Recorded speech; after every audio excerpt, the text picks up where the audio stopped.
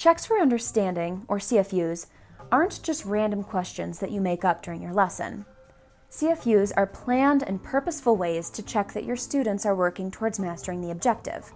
They're like mile markers or checkpoints your students need to pass before they can move on to the next one.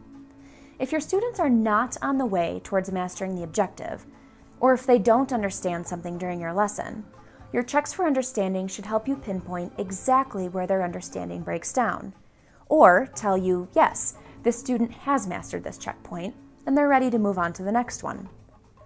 Use CFUs like a staircase. Are students able to pass the lowest step?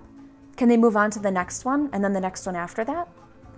A good way to write and plan your checks for understanding is to follow a cognitive hierarchy.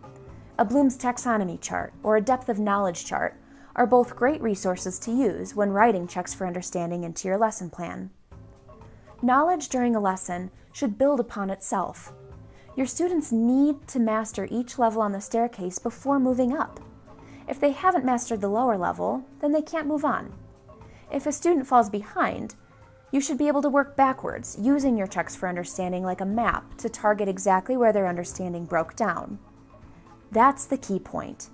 How well are your students progressing towards mastery?